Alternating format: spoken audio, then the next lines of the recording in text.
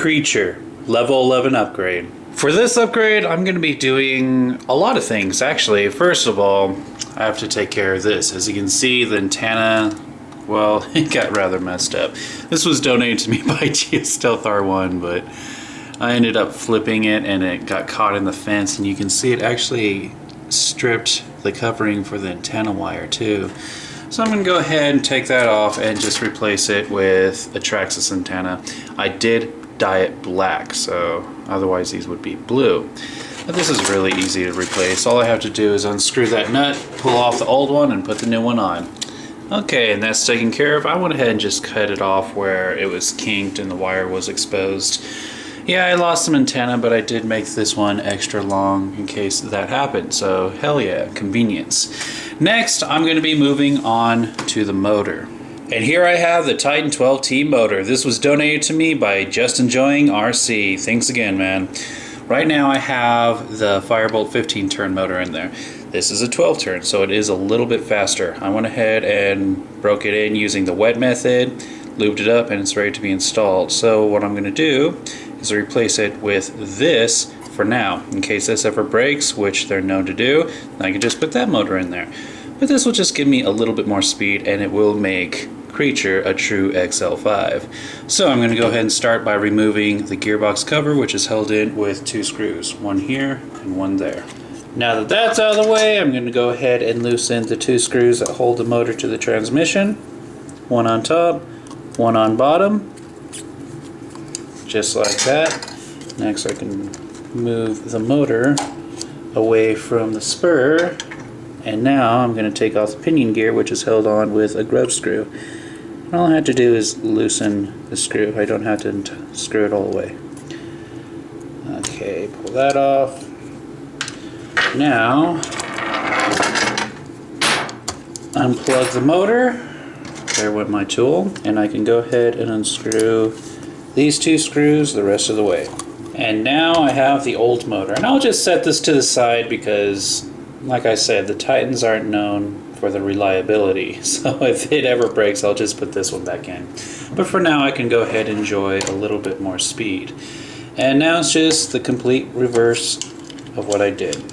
So the Titan's now in there, it's been plugged in, the pinion gear is on there, and it is in alignment with the spur. Now I just gotta get the proper spacing in between the pinion spur, tighten down those screws, reattach the cover, and I'm done with the motor. And the only thing I really need to go into detail about is with the spacing between the pinion and the spur, make sure you use like a small piece of paper and put in between the gears, and that should give you the proper spacing. I usually just do it by hand. What I do is I hold the pinion gear still, and then I slowly pull it apart while jiggling the spur gear, and you'll slightly feel the spur gear move in between the pinion gear teeth. As soon as you feel that you can move the teeth, very, very little, that's the spacing I do. It's a little bit tighter than what would happen if you use a paper, but I like my method more. It does prevent the plastic gears from stripping.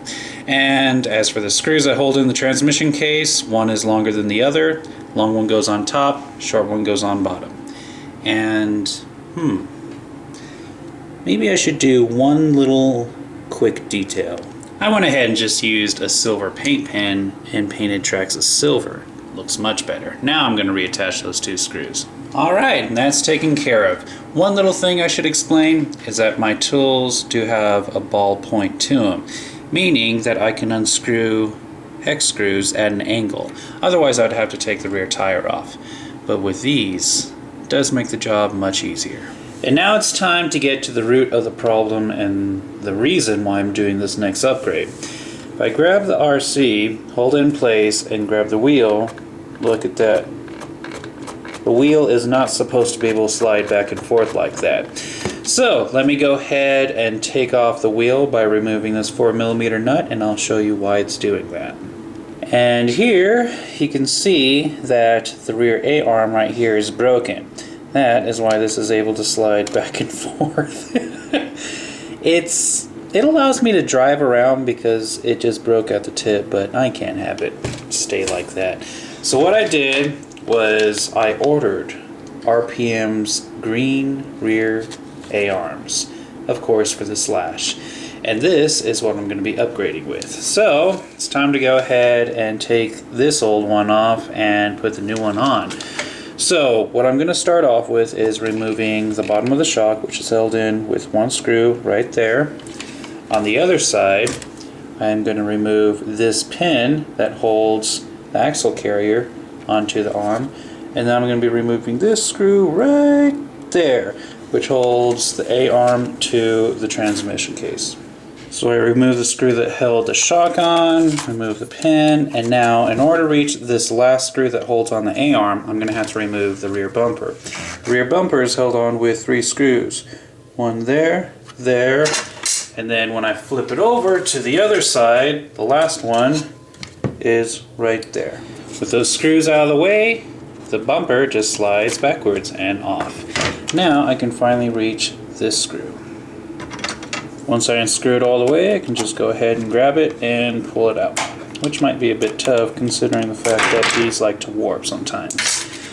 And there I have the broken arm, which is covered in shock oil because, well, I messed up the shock with that jump too.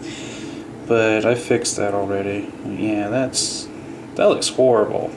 Well, while I'm at it, I might as well go ahead and take off the other one. So what I'm going to do is same process, remove the tire, remove this screw, or that pin I should say, this pin, and the screw that holds the shock to the A-arm. There you go. Now you can finally get a pretty good comparison of what I broke off.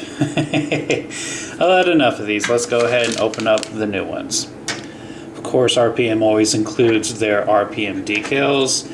And then here is the arm itself. So let's go ahead and compare it with the stock one, and much more simple design. It'll go a lot more better with a rear bumper though, because it has that rail look to it. So yeah, reverse process. I'm just going to go ahead and slide the arm into place, insert that pin, and then reattach the rear axle carrier as well as the shock. And everything's attached, and it looks pretty darn good. However, there is something rather surprising I found out. Now, I'm going to do a quick comparison, but you can see on the stock arm, the groove that connects the base of the A-arm is at the bottom. When you look at the RPM one, it goes right through the center. Now, I didn't even think about this, but if the shock pushes too far down, the driveline pushes against that one piece, which is lower on the stock arm than RPM made it. Now I know they made it like this to make it more durable, but at the same time, it seems a little bit like a flaw to me. However, I'm going to have the shock attached to the outside most hole, so it really doesn't affect it, but yeah. If your A-arm holds down too low, then your drive shaft does rub against that. Interesting little design flaw, huh? But, like I said, it doesn't really bother me since I have it adjusted the way I want to and there is no grind. So let's go ahead and reattach the other arm. One last thing I should go ahead and mention about this. Because this part is so high, you have to have the pin going through the lower hole. You cannot have it go through the top hole. In fact, you can't even push it down far enough for the pin to go through that top hole. So it does have to go through the bottom one. Ta-da! Looks good. Looks really good. Now I'm going to go ahead and slide the rear bumper on. You can see they have these little C grooves that slide over the base right here. Then I just have to reinsert the 3 screws. The shortest of the screws goes right there. The middle one goes on top, and the longest goes on the bottom. The bumper's on, now I just got to reattach the tires. That looks good. However, the front do not match. That's why I also bought the front RPM arms. So what I'm going to do with this is start off by taking both front tires off. After that, I'm going to go ahead and remove the caster blocks from the A-arm by undoing this pin and removing the front shocks by undoing this screw on both sides. Okay, all that has been removed, and now this is going to be the most annoying part. As you can see, that would be an E-clip. I really hate E-clips, guys.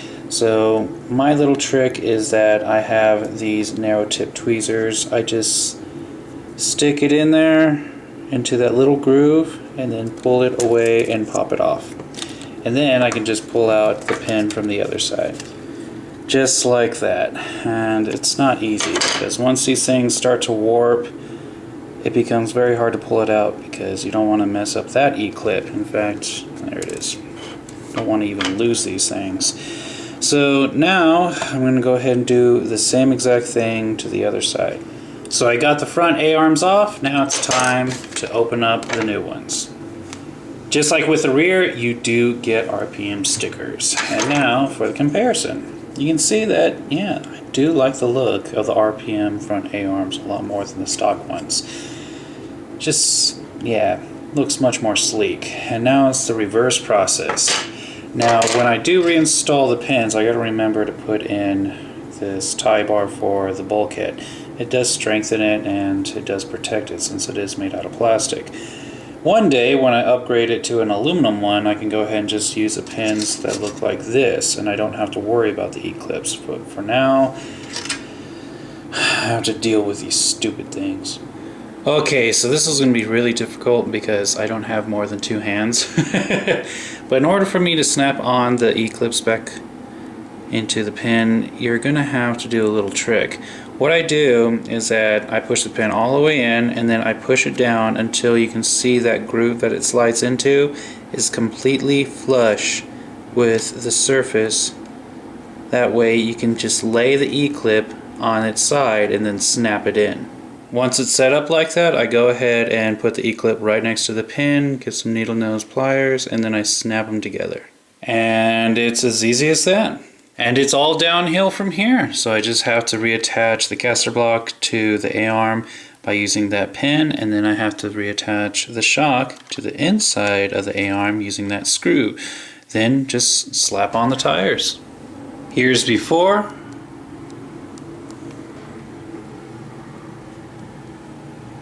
And here is after. I have to say it looks awesome. Not to mention now I have a completely stock Traxxas electrical system. I got the servo, I got the motor, I got the ESC. It's not exactly a good thing, but hey, for the first time Creature is stocked with electronics. As for the A-arms, I think they look awesome. I'm a bit bummed out that I had to replace this with a black antenna, but well, it is what it is. But anyways, I have to say that Creature looks awesome and finally does have some RPM parts on her. And that was Creature's level 11 upgrade.